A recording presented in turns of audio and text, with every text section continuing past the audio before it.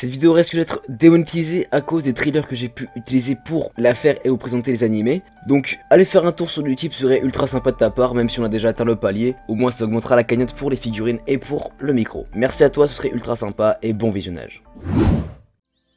Chaque saison a son lot d'animés de qualité, Kaguya-sama, Dororo, Domestic no Kanojo, pour parler de ceux qu'on a vus cet hiver. Toutefois, il y en a qui sont sacrément merdiques comme Pastel Memories. C'est pour ça qu'aujourd'hui je vais vous présenter les animés qui semblent vachement intéressants ce printemps. Attends, déjà c'est nous allons présenter, c'est pas parce que je t'ai proposé de rejoindre le bataillon que tu dois me piquer tout mon contenu. Donc yo les gars, c'est le cas du bâton d'animation et aujourd'hui j'ai l'honneur de vous présenter le potentiel nouveau membre de la chaîne YouTube. Voici donc Trasgami. Comme il l'a dit, on va vous présenter les animés qui semblent vachement cool cette saison. Films, suites et nouvelles séries, vous saurez tout de ce qui va sortir ce printemps. Allez, lâche des pouces bleus, comme cliquer dans sa position Nice Guy pour notre très cher Traz et on démarre la vidéo. Et encore une fois, avant que tu regardes l'introduction et la vidéo, pense à lâcher un petit like, mais sur la vidéo du top 100 opening des abonnés. Si on arrive à atteindre 500 likes, je ferai votre top des vos waifus. Ça pourrait être super drôle, et puis je pourrais voir un peu votre perversion jusqu'à où elle va. To be alright. Now I can see exactly who you are pretending we used to be alright. Dans un premier temps, parlons des suites d'animés qui vont sortir cette saison. On va avoir droit à la deuxième partie de la saison 3 de SNK et ça fait ultra plaisir. On aura donc cette suite à partir du 29 avril sur Wakanim et j'ai trop hâte de voir ce que ça va donner. Tout ce que je peux te dire c'est que ça va être un passage du manga qui est juste titanesque et je pense que tu vas clairement kiffer ta race. Ah, on va enfin avoir droit à la suite de One Punch Man. Nous allons enfin retrouver notre chauve capé sur nos écrans à partir du 9 avril sur ADN. J'ai super hâte de voir ça, bien que je sois un peu sceptique à l'idée du nouveau studio d'animation qui va gérer One Punch Man. Car on a vu un petit trailer récemment et franchement ça vend pas du rêve. Bref, si tu veux plus d'informations sur cette suite, j'ai sorti une petite vidéo là-dessus il y a quelques mois et donc tu peux aller la visionner en toute simplicité. Merci à toi. Bien évidemment, on aura un film sur Seishun Butayaro wa Yumemiru Sujo no Yume Uminai, ou tout simplement My Girlfriend the Bunny Girl. C'est la suite directe de l'anime qui adapte les tomes 6 et 7 des light novels. Mei décide de se rendre chez Sakuta et découvre qu'il vit depuis 5 jours avec une jeune fille nommée Shoko Makinohara. Makinohara explique à Mei et Sakuta qu'elle vient du futur. Dans le présent, elle souffre d'une maladie cardiaque très grave qui la rapproche chaque jour un peu plus de la mort. Le seul moyen de la sauver est de recevoir un nouveau cœur. Dans le futur, Sakuta sera son donneur après avoir perdu la vie dans un accident de voiture. Elle est venue du futur pour pouvoir sauver la vie de Sakuta. Cependant, tout ne risque pas de se passer comme prévu. Il sort donc dans les salles japonaises le 15 juillet 2019 et pour nous, dans les sites de streaming bien évidemment en VOSTFR. Et nous aurons aussi la chance d'avoir la saison 3 de Bungo Stray Dogs. On a eu cet été le film Dead Apple qui était vachement sympa et maintenant on aura la 3ème saison. Cette 3ème saison fait donc directement suite à la saison 2, mais je pense ne pas avoir besoin de t'en faire un synopsis.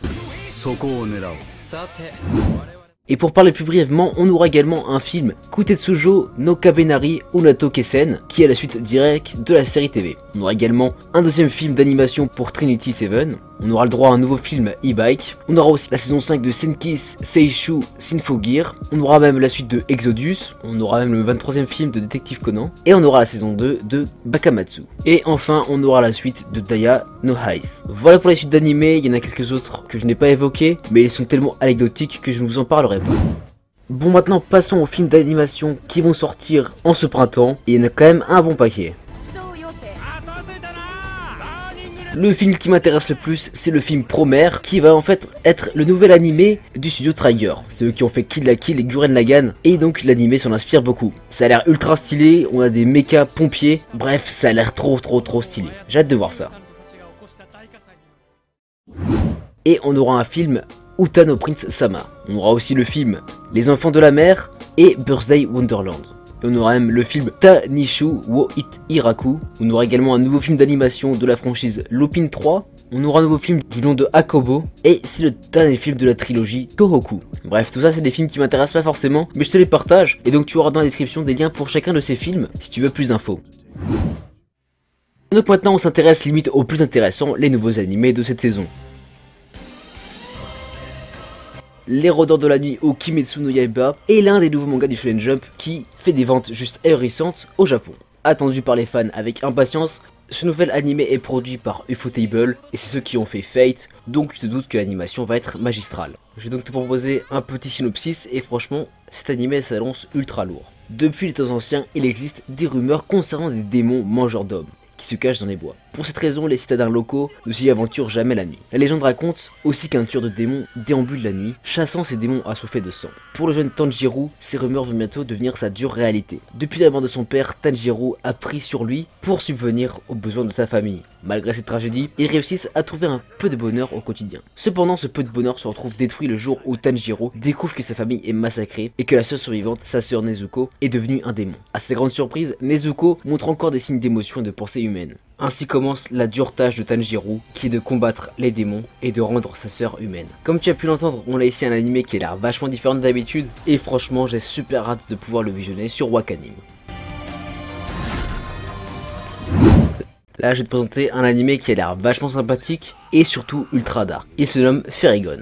Bon déjà, il est intéressant de savoir que ça a été fait par le réalisateur de Drifters. Et Drifters, j'en ai toujours entendu que des bons retours. L'histoire se déroule dans un monde où les fées existent et résident dans des corps d'animaux, leur conférant de puissants pouvoirs. En prélevant l'organe d'un animal possédé et en l'implantant dans le corps d'un humain, il est possible d'attribuer ces mêmes capacités surnaturelles aux hommes. Les humains qui ont eu droit à une transplantation sont ainsi utilisés sur les champs de bataille, et ils sont appelés soldats féeriques. Après avoir connu une grande période de troubles, les soldats féeriques ont aujourd'hui dû réintégrer la société, car la paix a été rétablie dans le monde. 9 ans après la Grande Guerre, on suit les aventures de Maria Noël, une toute nouvelle recrue de l'organisation secrète Dorothea. Cette organisation est évidemment dédiée à la recherche et à la répression des crimes liés aux fées. On va voir un animé qui a l'air ultra dark et qui va mélanger fées et organisation secrète. Ça me hype de fou, j'ai très hâte de voir ce que cela va donner. Néanmoins, j'ai aucune information sur quel site de simulcast il sera disponible.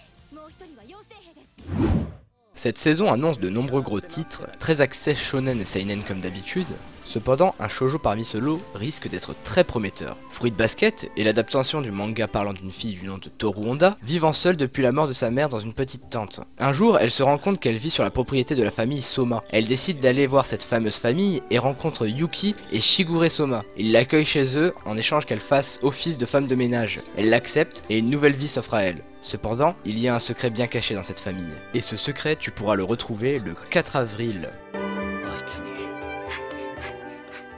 We Never Learn débarque enfin en animé. Une romance juste hilarante dans le même genre que Nisekoi. J'ai kiffé le manga et j'espère que l'animé va valoir le coup. J'en parlerai sûrement en vidéo quand j'aurai vu le premier épisode. Et voici un petit synopsis. Naruyuki Yuga, étudiant en terminale, s'est consacré à devenir un élève de haut niveau dans son école, malgré ses mauvaises notes, afin de donner à sa famille très pauvre une vie meilleure. Son but ultime est donc d'obtenir la nomination spéciale VIP, une bourse prestigieuse couvrant tous les frais de scolarité universitaire. Bien que Naruyuki semble être apte à cette bourse, il est constamment éclipsé par des camarades de sa classe, en particulier Rizu, une véritable génie des mathématiques mais très mauvaise en littérature, et Fumino, qui elle est très forte en littérature mais qui a d'énormes lacunes en mathématiques. Mais le problème, c'est qu'ils ne visent pas des écoles en rapport avec les matières où ils sont super forts, non, ils visent les matières qui leur font carrément défaut. Pour donc obtenir cette bourse VIP, Naruyuki doit absolument faire en sorte que ces deux génies deviennent fortes dans les matières où ils ont des lacunes. Ça va être un véritable calvaire pour lui et ça va être surtout ultra comique. Tu l'as également compris, ici on parle d'un animé harem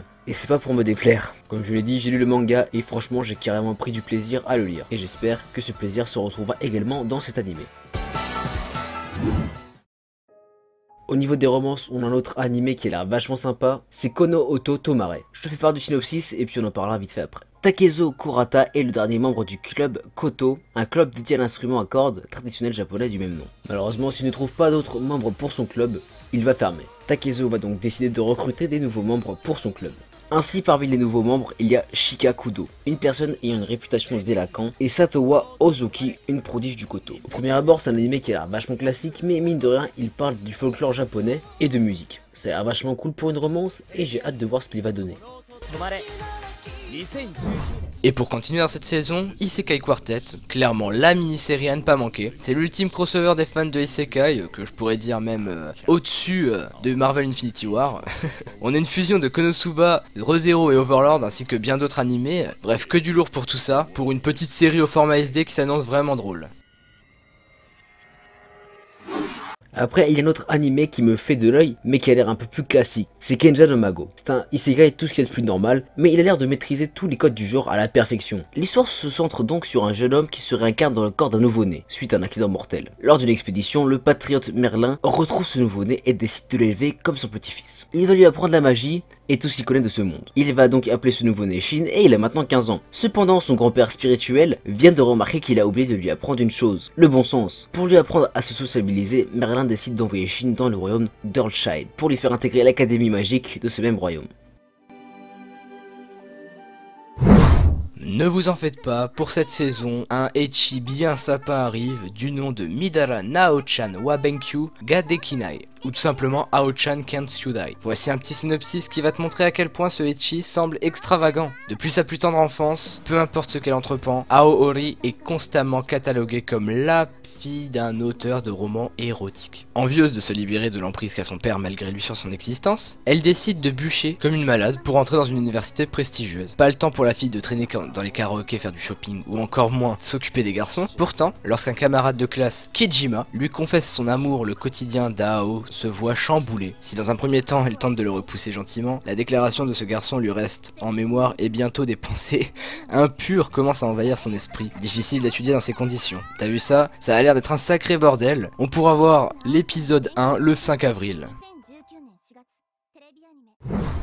Et il y a un animé qui a l'air un peu plus original qui m'intéresse énormément et il se nomme Kabukisho Sherlock. Déjà d'une c'est fait par Production IG et rien que pour ça je vais kiffer ma race. L'histoire se déroulera à Kabukisho, le quartier chaud de Shinjuku. Watson est un docteur venant de se faire virer de l'hôpital où il travaillait suite à un malencontreux accident. Il cherchera alors à rencontrer le détective Sherlock Holmes. Bon tu l'as capté, ici on parle d'une réadaptation de Sherlock Holmes à la sauce japonaise. Ça va être super drôle je pense. En plus c'est du Production IG donc ça va être vraiment très lourd. Franchement c'est un animé qui m'hype énormément.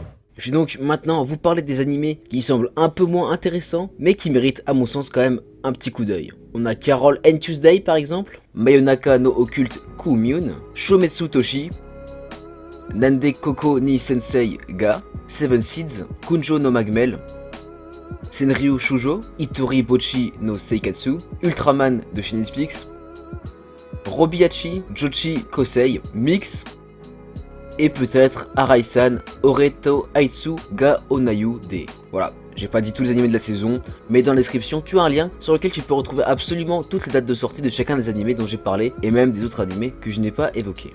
J'espère que cette vidéo t'aura plu, car personnellement ça m'a vraiment tenu à cœur de faire cette vidéo. Et si jamais tu as des conseils ou autres à me donner, eh bien je te laisse écrire cela dans les commentaires. C'était Traz du Bâtonnet d'animation, ciao. Comme Traz a pu le dire, ça a été un énorme plaisir pour nous de tourner cette vidéo. J'espère que toi tu as kiffé la voir. J'espère sincèrement que vous allez apprécier Traz sur la chaîne. D'une, ça fera plus de contenu et en plus c'est un bon pote à moi, donc je pense que l'avoir sur le bataillon ne pourrait être que bénéfique. Merci à toi et on se retrouve très prochainement sur la chaîne. Allez, bye mon gars.